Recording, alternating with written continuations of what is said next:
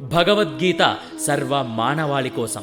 తృతీయోధ్యాయః యజ్ఞార్థాత్ కర్మణోన్యత్ర లోకోయం కర్మ బంధనః తదర్థం కర్మ కౌంతేయ ముక్తసంగః సమాచర.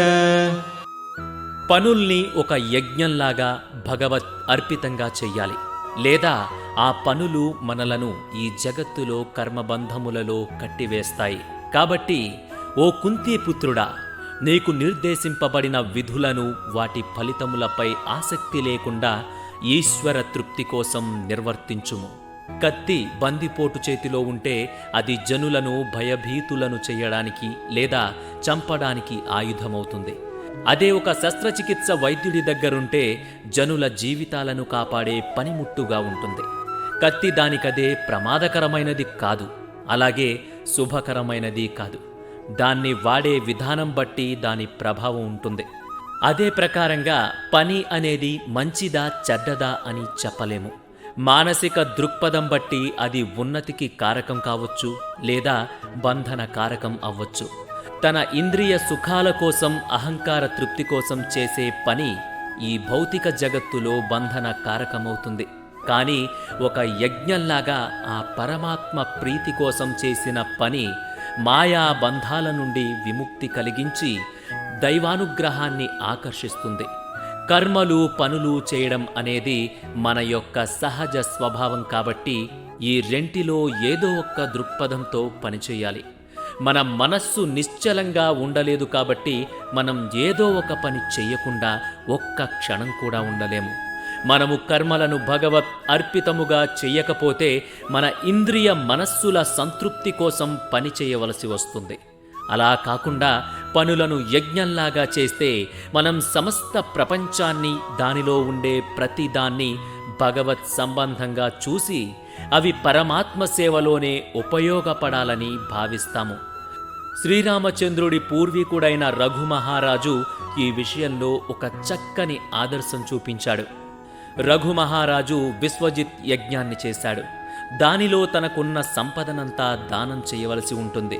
మేఘములు పృథ్వీ నుండి నీటిని గ్రహించడం వాటి స్వప్రయోజనం కోసం కాకుండా మళ్ళీ ఈ పొడమిపైనే వర్షించడం కోసమే అన్నట్టుగా ఒక మహారాజుగా తను పన్నుల రూపంలో ప్రజల నుండి సంపాదించినదంతా తన భోగాల కోసం కాకుండా భగవంతుని ప్రీతి కోసమే అన్న భావనతో రఘు మహారాజు విశ్వజిత్ యజ్ఞాన్ని చేశాడు.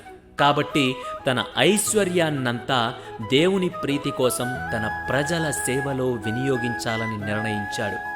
యజ్ఞం పరిపూర్తి అయిన తరువాత రఘువు తనకున్నదంతా ప్రజలకు దానం చేశాడు. ఆ తర్వాత ఒక యాచకుడిగా చిరుగు వస్త్రాలతో మట్టి పాత్ర పట్టుకుని తిండి కోసం యాచించడానికి బయలుదేరాడు. ఓ చెట్టు క్రింద విశ్రాంతి తీసుకుంటుండగా కొంతమంది ఇలా మాట్లాడుకోవడం విన్నాడు. మన మహారాజు ఎంతో దయగలవాడు, తనకున్నదంతా దానం చేశాడు అని. రఘువుకి తన పొగడ్త విని చాలా బాధపడి ఇలా అన్నాడు, మీరు ఏమి మాట్లాడుకుంటున్నారు? వారు ఇలా అన్నారు, మేము మా రాజుగారి గొప్పతనం చెప్పుకుంటున్నాము. ఆయనంత దానశీలురు ఈ ప్రపంచంలో ఎవరూ లేరు. రఘువు దీనికి చాలా ప్రత్యుత్తరం ఇచ్చాడు, ఇంకెప్పుడు ఇలా మాట్లాడకండి. రఘువు ఏమీ ఇవ్వలేదు. వారు అన్నారు, ఎలాంటి మనిషివి నువ్వు? మా రాజుగారిని విమర్శిస్తున్నావు. అందరికీ తెలుసు రఘు మహారాజు తన సంపదనంతా దానం చేశాడని. రఘువు అన్నాడు, వెళ్ళి మీ మహారాజుని అడగండి. ఆయన ఈ లోకంలోకి వచ్చినప్పుడు ఏమైనా ఉందా ఆయన దగ్గర అని. ఆయన ఉత్త చేతులతో పుట్టాడు కదా, మరి ఆయనది ఏమి ఉందని ఆయన ఇచ్చినట్టు? కర్మ యోగ దృక్పథం అంటే ఇదే. ఈ దృక్పథంలో మొత్తం ప్రపంచాన్ని భగవంతుని సొత్తుగా మనం చూస్తాము మరియు దేవుని ప్రీతి కోసమే ఉందనుకుంటాము. అప్పుడు మనము మన విధులను మన ఇంద్రియ మనస్సుల తృప్తి కోసం కాకుండా భగవంతుని ప్రీతి కోసం చేస్తాము.